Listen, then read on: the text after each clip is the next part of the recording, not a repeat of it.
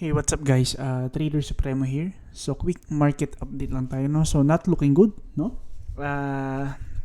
Hindi ko alam kung ano ba yung nangyayari sa market. Bigla na lang nagkakaganito, no? So, ang ganda ng ano, no? Explain ko lang, meron tayong true breakout dito nung Monday, no? So, ibig sabihin, hindi siya failed breakout. Ibig sabihin, true breakout siya. But bigla na lang siyang dinump, no? So, hindi ko alam kung anong news yung meron.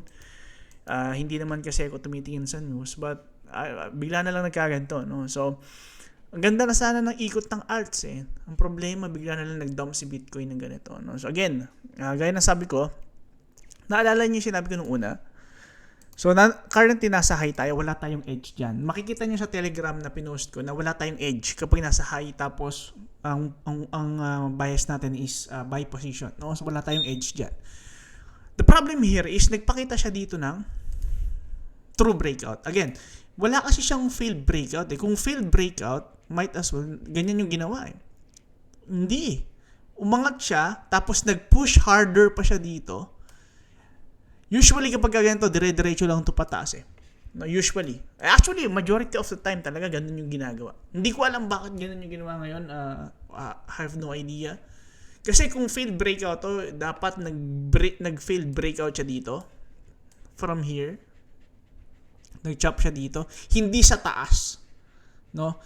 So ngayon, wala eh. Crypto eh. Wala tayong magagawa. No? So, hindi tayo kailangan mag-play victim. Wala tayong magagawa. No, yan yung reason kung bakit meron akong ibang approach.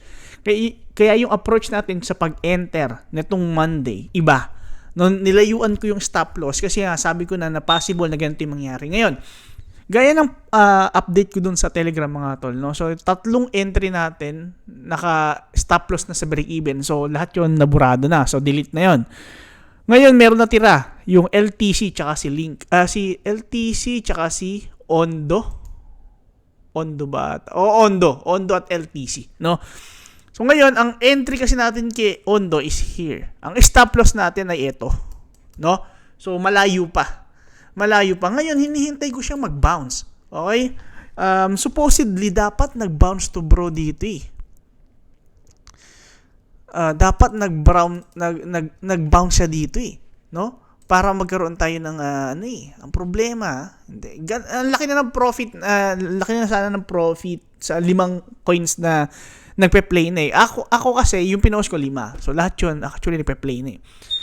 Ako, nasa 7 yung entry ko. No? So, nasa break-even na lahat yun bukod sa Ondo tsaka sa Suwi. Ay, Ondo ba o Suwi? Wait. Ondo at LTC. Ondo at LTC, yes. Ondo at LTC, no? So, yun yung dalawa kong supposedly, dapat nag-bounce dito eh. Kasi kung range ang pag-uusapan, dapat nag-bounce dito. Kasi daily low. Problema bro, hindi. Putang hindi ko alam nangyari sa market bro, no? So, full game mode, no? Naka-game mode ang pukin ng inang market na yan. No? So, nakaka-frustrate yun, pero wala tayong magagawa. Kundi, isihan mo lang, no? Isihan mo lang. Hindi ko makokontrol yung market bro. No? Hindi ko makokontrol. Supposedly, dapat nag-bounce dito from this area. Kaso hindi. So, hindi ko alam kung ano na yung mangyayari. So, hintayin ko lang siya mag-bounce. Tsaka ako mag-a-add ulit, no? Magre-re-enter ako sa mga na-stop na positions. Now, again, 2% risk lang ang naka-open ngayon sa Telegram natin. 2% risk, which is ang layo pa ng stop loss natin. No? So, Ondo at LTC. Sa Ondo, ito pa lang. Ito ang stop loss natin. So, sobrang layo. So, sabi ko sa inyo, na-sense ko na eh. Kasi ganito yung gagawin yan. Mag-cha-chop yan. Ang problema dito, inakyat niya kasi may daily close tayo above. So, that's a true breakout. Ang problema, sa third day, nag-dump. Hindi ko alam kung ano yung dahilan. Kung ano na naman yung pinagagagawa nila Trump. Hindi ko alam. No? So, kasi, hindi ko naman malalaman yun eh. Kahit na may news pa yan, nangyari na before the news. Kaya wala akong magagawa. Kundi, trade lang kung ano yung alam ko dito sa market. No? Which is, tama lang naman. Ang problema lang, profit na sana tayo dito, bro. Hindi ko pa in-out. No? So, yung Suwi, yan. Sablay, no? Sablay yung Suwi natin. Sablay Suwi trade natin. Pero ang stop loss natin kay Suwi, ay hindi pala Ondo. Ondo pala, naka-risk free na yon. Yung Suwi pala. Suwi at LTC, sorry. So, Suwi at LTC. Ito yung ito yung stop loss natin, ang layo pa. Pero 2% lang yan, yung dalawang trade na yun, 2% lang. Kasi yung 3% na galing sa ibang coins, na stop out na yun sa entry price. Kasi pinadala ko na sa inyo sa entry price eh. Kasi nga alam ko nang ganito ang mangyayari, no? Ang problema lang kasi dito mga bro, no? Ang analysis natin kasi true breakout eh. True breakout. No, pagka ganyan bro, dire-diretso yan. Kasi true breakout, walang resistance eh. Ang problema lang yan, nang trap yung market, no? So, laki ng kalas, no? So, wala tayong magagawa. Kaya nga tayo merong risk management na kahit gaano kaganda ng entry natin, yan talaga. Yan yung reason kung bakit, bro, yung majority ng setup natin, pinalagay ko sa inyo yung stop loss sa monthly low. Kasi sabi ko na ganyan ang gagawin yan eh. Panoorin nyo yung first video ko ngayong week. Di ba sinabi ko sa inyo, possible mag-failed breakout?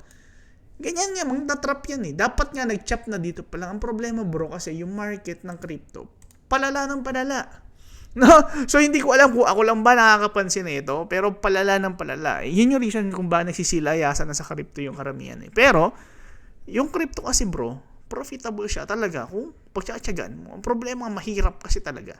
Kasi medyo kupal na yung market ngayon bro. Hindi siya tulad ng dati bro. Hindi na siya tulad ng dati talaga.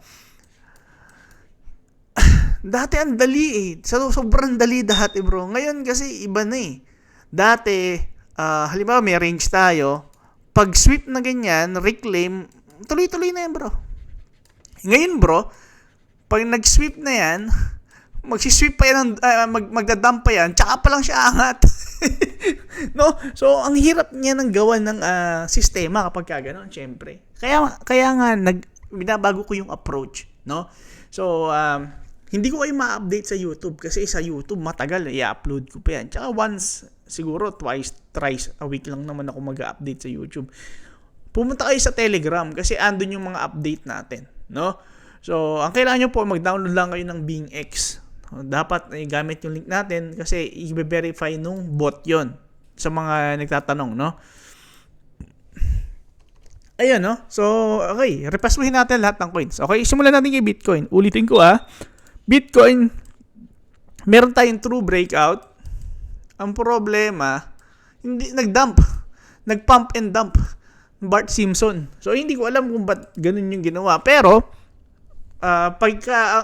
pagka sinabi natin ng pagka ang usapan ay tamang structure, dapat dito pa lang nag-pump na yan. Dapat dito nag-pump na yan. Yan. Ngayon, pwede rin kasi dito sa sweep ng daily low, tsaka siya mag-pump eh. Ang problema bro, namatay sa ilalim mo. So, siyempre, malalaman mo lang na ganyan yan pag nangyari na. So, which is ngayon, no? So, hindi ko alam kung ano ba yung nangyayari sa market. Again, true breakout, pero ganito yung ginawa. So, hindi ko alam kung ano ba yung nangyayari sa market. Pero wala naman tayo entry kay Bitcoin. Okay, so no problem. Ethereum. Look at Ethereum, no? I think Ethereum is much stronger kaysa kay Bitcoin, no? Tingnan mo to. This is a true breakout, which means breakout. Ibig sabihin, true breakout, ibig sabihin, dapat mag-price, dapat siya mag-expand siya, no? Sabi ko nga sa inyo, bro, no? So, kasi, bearish yan kung nag-reject dito. Ang problema, hindi nagkaroon siya ng daily close above. So, that's a true breakout. Supposedly, dapat nag-pump yan ng malala na. Ang problema, hindi ko alam ano ba nangyari. May news ba o ano ba? At wala akong paki doon. Kasi, hindi naman yun makakatulong sa akin. Ang sa akin lang, siguro kung meron na naman nangyari dyan, hindi ko alam kung may giyera ba o meron bang sinabi na namang si Trump na hindi ko alam. No? So, ito, kaya hindi natin napasukan tong dahil meron tayong third pa lang, dito pa siya sa taas. So, possible talaga mag-failed breakout to. Ang problema, syempre, hindi naman tayo for shorting kasi nga, yung market, galing ka sa monthly low. So, ang hirap mag-short nun. Diba? Unless mag-scalp ka. No? Which is, hindi naman tayo scalper. No? So, Suvi, ito, isa to sa mga entry natin. Meron tayong entry, alam ko, from here. So, nag-stop loss na tayo, alam ko, to break even dito. Ay, hindi pa. Subi. Wait. Subi. Well, check ko lang. Saglit. Check ko lang. Ano ba yung ano? Yes, Subi pala. Sorry, Subi. Subi at LTC. So, ang stop loss niyan, bro, is ito. Ito yung stop loss niyan. Sobrang layo. Yan yung reason, bro. Yan yung reason kung bakit yan nilagyan ko ng stop loss dyan, hindi lang dito. Kasi nga, ganyan yung gagawin ng market, mag-chop yan.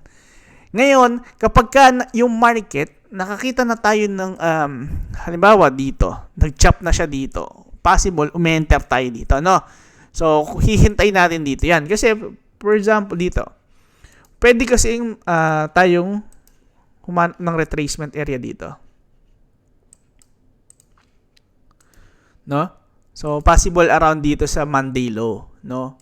Sa around Monday low. Tingnan natin dito kung magkakaroon tayo ng retracement diyan, no? So, ang mangyayari niyan, wow, pwedeng kunin to, oh. Pwedeng kunin to. Kasi may breakout tayo, eh. Tangina kasi mga breakout trader na yan, eh. Lagi na lang sablay, eh. So, kukunin to. Kasi galing dito yung breakout, bro, eh, no? Ito yung sinurprise tayo ngayong linggo, eh. Kaya nga napapasok niya tayo dito, eh. No? So, possible kunin to, bro. Para i-squeeze nila yung longs. No? Possible na i-squeeze nila yung longs na yan. Okay? So, ngayon, sabi ko nga sa inyo, yan yung reason kung ba't nilagay ko dito yung stop loss. Diba? Kasi nga, kapag ka bumalik siya dito tayo magsasize ngayon. Pwede tayo mag 2% to 3% risk dito. Tapos, ang stop loss mo lang, andito lang sa baba. So, 1% plus 2 to 3% sa 4% total, pag nag-average yung entry niyan, siguro nasaan? Ito pala isang entry. No? So, tas dito, so mga around dito yung entry mo yan. So, pwede mo nang ilipat dito yung stop loss mo kapag nakakita na tayo ng trigger. So, mawala na tayo ulit ng risk. Ganun lang ginagawa natin, no? Yan yung reason, bro, kaya pinalipat ko yung risk, yung stop loss dun sa break even sa 3 entry. Kasi nga, nararamdaman ko na ganun yung mangyayari. Na nakakagulat lang na sobrang lalim yung binagsak, no? Sayang yung mga trade natin. Especially itong si Link. Ang ganda ng Link, bro. Ang entry natin kay Link ay ito. Yan yung entry natin kay Link. No? So, binalikan niya yung entry price natin. Binalikan niya yung entry price natin, bro. No? So, medyo nakakapikon. Kasi nga, hindi dapat ganyan, eh. Hindi dapat ganyan. Kasi meron tayong true breakout. Hindi naman failed breakout yan, eh. Pakita ko sa inyo, bro, ang failed breakout is ganito. Merong resistance and then meron tayong pump and then the dump inside. Hindi magko-close ng daily sa taas. No, kapag kasi nag-close ka ng daily, that confirms na bullish yung market above nung previous week high, which is key levels. No, so hindi ko alam kung ano bang nangyari. No, hindi ko alam kung ano nangyari. No? And kung bearish naman to, supposedly dapat nung nag-create ng red day, dapat nag-retrace muna yan. Hindi nag-dump. Hindi. So ibig sabihin bullish siya kasi nga sa ilalim siya kumuha. Ang problema, sobrang lalim. So hindi na siya pwedeng gumanito. Di ba? So, sabi ko sa inyo, etong nakikita nyo na yan, driven yan ng news. May news na naman ang nangyari. No? Meron yan news, sigurado ako, kasi hindi mangyayari yan kung walang news. Okay? Kasi wala sa tama yung nakita nyo naman, Okay, tsaka kung bearish talaga to, dapat dito siya nag-retrace, tsaka siya bumagsak. No? Okay? Kasi kakaumpisa pa lang ng red, eh. Hindi naman yan madadump ng ganyan, eh. Magaganyan muna yan and then dump. Okay? So, hindi ko alam. Ba't na ganyan? Nagulat na nga lang. No? So, andito na siya ulit sa entry point natin. Okay nang inang yan. No? So, bad trip. No? So, Ondo,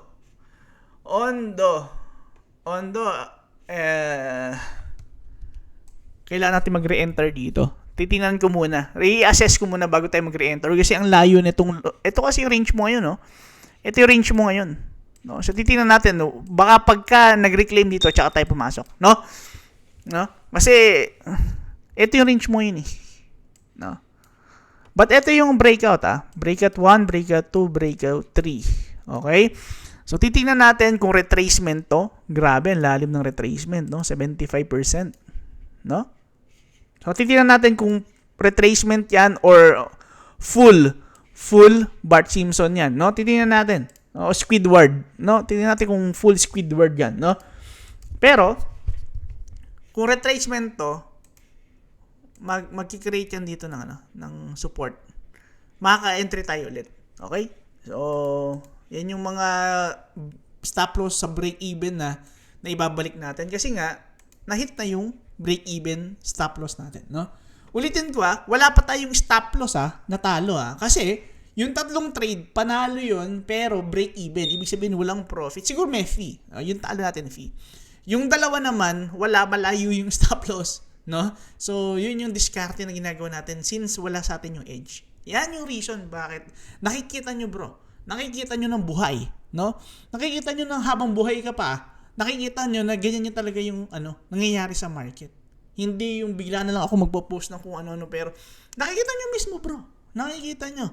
Ganyan, bro, gumalaw talaga yung crypto market. Medyo may pagka may pagka streets, no? So wala structure, bro no? Hindi bro, failed breakout yung mag-close ng daily above ng weekly high. Hindi yon naging failed breakout. Kahit i-check mo yan sa lahat, hindi ganon. Kaya nga sabi ko sa inyo, etong dump na yun, meron yung news. No, hindi ko alam kung ano yung news. Mamaya hanapin ko, tingnan ko kung maipopost ko sa Telegram, no? So, etong Doge. Okay, tanggalin niya muna natin to. Doge. Etong Doge, understood na possible failed breakout. Pero ang entry kasi natin kay Doge is dito. 'Di ba? Ngayon nakapag-stop loss tayo agad sa break even. Kaya natanggal agad yung Doge no? So no problem kasi nga wala naman talo dun So ngayon titingnan natin kung pwede tayong mag-re-enter. No? Titingnan natin kung pwede tayong mag-re-enter dito. Okay? Pero possible retracement to. Yan, pwede ring retracement or pwedeng bumagsak pa siya hanggang dito. Pero kung kukuhain niya hanggang dito kasi ito yung breakout 1, breakout 2, breakout 3. Tangina kasi mga breakout trader nito no. Sa totoo lang, nakaka-busy talaga yung mga breakout trader kasi parang eng nila gumalaw Sa halip na maayos yung galaw ng market, sila talaga yung gumagawa ng ganyan Yung nakakapikon na galaw, ang hirap tuloy pasukan. Ang hirap tuloy pasukan. For example, pag open mo ng week, halimbawa pag open mo ng week, ito yung close ng weekly. Bigla na lang silang i-enter. Ngayon yung market, idadrive niya ng ganyan. Kaya ngayon, mapupush kayong pababa. No? So, ang hirap pasukan. Ang hirap, kasi kapag ganyan, ang hirap lagyan ng stop loss. Ang hirap lagyan ng stop loss. Sa totoo lang, hirap lagyan ng stop loss niyan. No? Kasi ganito yan Halimbawa, ito yung open mo. Pag umenter ka dito, in-expect mo, hindi na siya babalik dito. Which is sobrang rare. Sobrang rare. Sobrang rare. For example, dito. Sabihin natin dito. Breakout. Breakout, kunwari. Tapos bumagsak na ganyan. Sobrang rare, bro. No? Ngayon, wala tayong magagawa. Siguro, talagang sinabi ng market, sige, mag-breakout yung yari ka sa akin. Diba? Boom. Pero again, from red, we break the high. Well, pwede naman talaga siya mag-retrace. Tingnan lang natin kapag nagkaroon tayo ng bounce, magre-re-enter tayo sa mga trade na nasungkit, no? Na nasa stop loss yung break even natin. No? Okay, no problem. No problem. Nonchalant lang tayo dyan. Medyo bad trip lang, pero no problem. Okay, Ave, isa to sa mga may entry ako kaso hindi ko na-post sa Telegram. Kasi nga masyadong mataas. No? Yes, ito yung high. Diba? Ito yung high. Andito. Ito, true breakout. Nakita mo? Kaya ang in-entryhan ko ito. Ito yung entry ko. True breakout. Okay? Ngayon, tingnan natin kung magkakaroon ng reclaim dito. Pag nag-reclaim dito, pwede natin pasukan. Okay? Okay. Malinis. Malinis, no? Ave. Pwede natin pasukan yan once na mag-reclaim dito kasi ito ang range niyan. Okay? Okay. Litecoin. Oh, ito isa to sa mga open pa yung trade natin, no? So Litecoin, no? So Okay? So, Litecoin, ang stop loss natin ay ito. Sobrang layo. No? So, ngayon, ang entry kasi natin, ito yung high, ito yung Monday, ito yung naging entry natin eh. So, ang problema lang, hindi ko nalagyan agad ng stop loss agad-agad to, no? Kasi nga, paggising ko, puta, andito na yung price. No? Medyo nakakabigla, bro. Imagine mo natutulog ako, ang sarap ng tulog ko, man. Kasi nga, lahat ng trade natin nasa stop loss na bukod sa dalawa, SUI and then LTC. Pero nakita ko nagpa-pump. Paggising ko, andito na yung price. Damn. No? So, medyo na...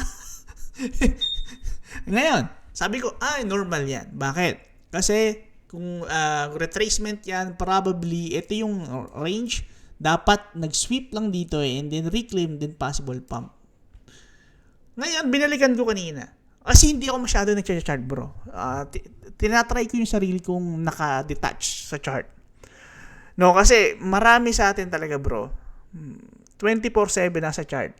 Tapos wala naman kayong inaaral, wala naman kayong ini-improve. So, tingin kayo ng possible support resistance. Ngayon, bro, hindi yun healthy. Hindi yun healthy. Kakainin nyo yung sarili mo. Kasi ako, bro, kinain, bro, ng chart yung sarili ko kasi na-addict ako eh. Yun yung napansin ko. Sabi ko, hindi maganda. Kasi lagi mo isipin, kailangan may control ako sa market. Wala kang control sa market. Pabayaan mo lang. So, ang ginawa ko ngayon, every 4 hours ang tingin ko sa market. Meron akong alarm. Naka-alarm ako every 4 hours. Kapag wala sa 4 hours, hindi ko chinecheck. Walang point eh. No? So, ang gagawin, para kang lalaro. Sinasayang mo yung oras mo. No? So para sa akin, hindi siya magandang habit. Yung magdamag ka nasa chart. Hindi maganda. So, pagtingin ko, andito na yung price. No? Tsaka isa pa, kaya hindi ako masyado nag-chart kasi nga, yung emotion. Kapag lagi ka nakatingin, konting galaw lang yan, i-out mo na. For example, dito, di ba, na yung LTC. Halimbawa, meron na tayong trade. Ito yung entry natin, ito yung stop loss. Ngayon, naka-high time frame yun Ang target natin malayo, no? So, kaya ganun naging setup. Kasi nga, sineset up pa natin yung entry natin. Kasi hindi natin sure eh. Kasi galing tayong red eh. So, nag-expect tayo reversal, V-reversal. Yan yung reason kung bakit siya nagda-dump ngayon. Kaya nga sabi ko sa inyo, possible mag-fail breakout. Diba? Panoorin nyo yung video before yung kahapon. Kasi yung kahapon, update yun ng initial entries eh. Pero yung before yung kahapon, panoorin nyo kung paano ko siya in-analyze. Diba sabi ko sa inyo mag-fail breakout? Yun na nga. Kasi nga, hindi siya magpa-pump nang hindi muna siya mag-chachap. Panoorin nyo, bro. Sobrang linaw nun. Yun yung before analysis, yung pre-move analysis. Magigets nyo yung point ko. Yun na nga yung nangyayari ngayon. No? Pero syempre kasi, bro, kaya ako nagpa-entry kasi nga si Bitcoin nag-create ng true breakout. Nakita nyo yung last time na nag-true breakout? Puta, hindi nagpaawat. Naiwan ako, bro. 2 weeks ako hindi makatulog. Kasi nga, naka-short ako sa Monday high nun. Okay, kasi nasa previous week high din. And then, nagganito. Okay? Okay. Sabi ko, naka-true breakout. So, ngayon, in-out yun. So, maliit lang yung talo ko nun eh. Ngayon, sabi ko, hintayin ko mag-retrace. Puta na, hindi nag-retrace, bro. Hindi nag-retrace. Hindi nagpaawat, dire-diretso pataas. Umabot nga 112,000 na tayo yung high. Eto. Yan, hindi na nagpaawat, bro. Hindi na nagpaawat. Hindi ako makatulog, men. Ilang 2 linggo. Kasi 2 linggo yun, naiwan ako eh. Kasi nga, bro, ganito yan pag nag-pump, yung kasunod niyan, chop. Kasi akala nila, higher high, higher low, higher high. Hindi, wala kang makikitang ganyan. Tingnan mo yung chart. Pag may nakita ang ganyan, swerte. Malabo, wala kang makikitang ganyan. Ang market, pump, sobrang taas, chop, then pump ulit. Chop. Wala kang makikitang ganito kalinis. Wala kang makikitang ganun. No? So, malabo yun. No? So, sa lower time frame mo siya makikita. Yung mga sinasabi yun ng ganun. No? Pero, sa realidad, dun sa may structure, wala kang makitang ganun. So, expansion, range. Ganyan yung galaw niyan. No? Hindi ganito. Higher high, higher low. Wala kang makikita ganyan. Masisiraan ka ng bite. Wala kang makikita ganyan. No? Tingnan mo mo dito. Ay kung nag-pump, hinihintay mo mag-retrace. Hindi na nag-retrace. Andito na sa taas. No? So, di ba? So, hindi mo siya pwedeng pagbasihan eh. Hindi mo pwedeng pagbasihan yung price action lang. Kailangan mo pagbasihan is yung range. No? Kasi yun lang yung nakikita kung pwedeng pagbasihan. No? Okay? I mean, hindi ko alam paano sa iba, no? So, I mean, kanya-kanya naman tayong style. Eh. Kumbaga, kung working sa'yo. Pag sa akin, hindi. Di ba?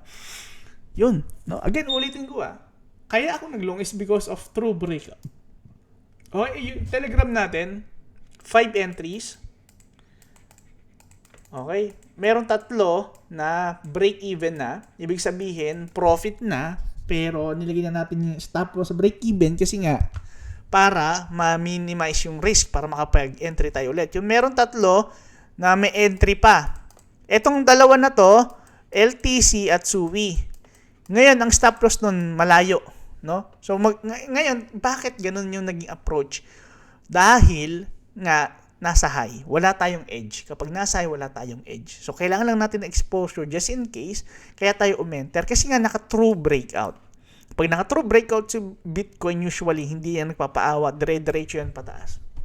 Ano? So, mahirap maiwan. Bakit? Lesson na sa akin yan eh. Kasi, last, I think, ano ba yun? I think ito yun. Kailan ba yun? May ba? Ito, pakita ko sa inyo Baka kasi iniisip nyo kapag baka mali ako eh. Ito, true breakout. Ito yung high, di ba? True breakout kasi nag-close sa daily. Nakita nyo? Hindi ka na pina-enter dyan. Hindi ka na pa-entry dyan. Hihintayin mo ng retracement. Hindi magre-retrace yan. Ito, ang layo. Ito lang yung niya. Hindi magre-retrace yan. Nakita nyo? Ano yung sumunod na week? Nag-chop. Nakita ba kayo ng ganito? Wala, di ba? Pump. Range. Pump. Ganyan kasi siya. Tanga 2023, tinuturo ko na yun. 2023, tinuturo ko na ganun yun. Walang ganun to. Walang higher low. Walang ganyan. No? 2023, yun ang sinasabi ko. Pump range. Hindi siya So, bad trip lang bro. Kinarma ang puta. Natuwa kasi may evil eye, no? Dapat di ko pala pinopost, no? Kasi pag pinopost ko, buta, ako kontra ng universe, eh. Next time, hindi ko na ipopost, no? Tayo na lang, nasa Telegram. No? So, ADA. Pangit to ADA. Kasi, normal breakout talaga siya. So, possible. Babantayin natin to kapag nakakita tayo ng possible setup ngayong linggo, no? Pero for now, ADA is very weak. Fartcoin. Tulad na itong Fartcoin. Nakita nyo, nag-true breakout kasi ito yung high, di ba? Nag-true breakout. Ano nangyari? Dire-diretso. Yan. Okay? Okay. So, possible. Pwede natin pasukan tong si Fartcoin, no? Tingnan natin. Okay? Hype. Wow. Hype. I think hype is good to enter long din, no? Okay? Hype and Fartcoin. Tingnan ko, assess ko siya, no? Tao, very bad. No? Ito yung sinasabi ko sa inyo last time, ng pangit ng price action, di ba? Yan. H-bar, wow. From Monday high to Monday low. No, sa mga napag-short ng Monday range, good for you. No? Ang problema kasi naka-long bias kasi ako dahil kay Bitcoin eh. No? So, which is mali. Pero sayang to. Ito halata talagang pang shorting. Sayang. No? Inch. Monday high to Monday low. Ang hayop na yan. No? So, nakuha na palilo niya, no? Ito kasi bro, yung high, no? Ito yung low. Inamin, no? So, possible ganito. Sana mag-chop siyang ganyan na ganito, no? Para, kasi baka kunin niya to.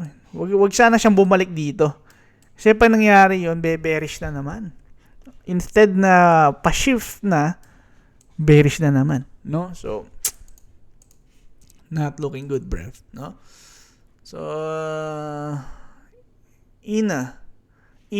failed breakout talaga to. Kasi galing ka dito eh. Uulitin ko iba ang failed breakout sa true breakout. Ngayon, itong INA kasi failed breakout talaga yan kasi nga wala naman daily close above. Ngayon si Bitcoin kasi bro, Monday is a true breakout. Ngayon, bakit ka mag-ano ng short kapag kasi Bitcoin ng a true breakout? Ang hirap nun. Kakontrahin mo yung buong market. Alam nyo naman na si Bitcoin, isa yan sa mga maghihitak pataas. Kahit na mag-short ka dyan, hihita ka niyan. Ang problema nga, may news to. Matik may news to, no? So, hindi ako magkakamali. May news kung bakit nagkaganyan yan, no? Kasi kung walang news, imposibleng gawin niya yan. Kasi abnormal move no? Eto, tulad nito, may daily close above. That's a true breakout. Ngayon, tinatin ko retracement lang to, then possible. Yan, no? So, yun lang muna.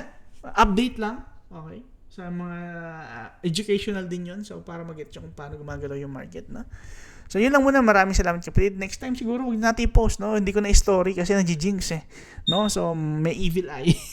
No? So, yun lang muna mga tol, no? So, pahinga muna kayo. I think Friday na bukas, no? So, makapag-review tayo ng weekend, no? So, yun lang muna. Maraming salamat mga kapatid sa panonood. Sa mga hindi pa nakasali sa Telegram natin, sali lang kayo. Gamitin nyo lang yung BingX. Again, kaya po natin pinopromote ang BingX ay dahil sila yung sumusuporta sa atin, no? So, medyo mahina na yung ibang exchange. Medyo nawali suporta bigla So, hindi ko alam kung bakit. Hence, doon tayo pupunta sa exchange na sinusuportahan tayo. And syempre, hanap buhay din namin to mga tol, no? Hindi naman kami naglalaro-laro lang. So, we provide service sa inyo. In exchange, bigyan natin ng konting yung BingX, no? So, wala naman, kumbaga, magte-trade ka lang din naman. Bakit hindi pa sa BingX? Which is, sa tingin ko, pinakamaganda yung UI. Pinakamaganda yung UI ng BingX, no? So, yun. No, so tsaka isa sa mga nagustuhan ko sa BingX ngayon, maganda yung team ng BingX ngayon maganda. Okay? So yun yung dating team na nasa OKX na nagpasok sa akin, no? So mababait 'yun. Mababait 'yun, no? So sobrang bait noon, no? So kaya din hinanap ko siya, no? At nasa BingX pala. No, so sobrang mabait noon yung mga tao na yun. Iba, wala akong masabi, no? So, kaya tinatry ko yung best ko para maibalik din sa kanila yung effort, no? So, yun lang muna mga tol, no? Salamat sa pakikinig, no? So, download nyo lang yung BingX para makapag-video pa tayo ng ganito. Matulungan ko pa kayo. Magkatulungan tayong dalawa. Syempre, may makukuha rin po ako, syempre. Meron akong marireceive na commission sa mga trades nyo. So, yun yung magiging kapalit nun. Pero, kapalit naman nun, syempre, effort na I'll try my best na mabigay sa inyo yung best entries. Again, kapag bro, yung setup natin wala sa edge natin, we risk 1%. Pero once na yung setup natin nasa may edge natin, mas malaking risk. Okay? So, nasa Telegram ko naman lahat yun kung ilang risk yung isa-setup ko. Susundin nyo lang, no? Kasi napakahalaga na sundin mo yung risk, no? Kasi nakabase yun sa possible na gawin ng market, no? Maximum lang tayo, maximum protection sa capital. So yun lang muna, maraming salamat kapag sa pakikinig. God bless, no?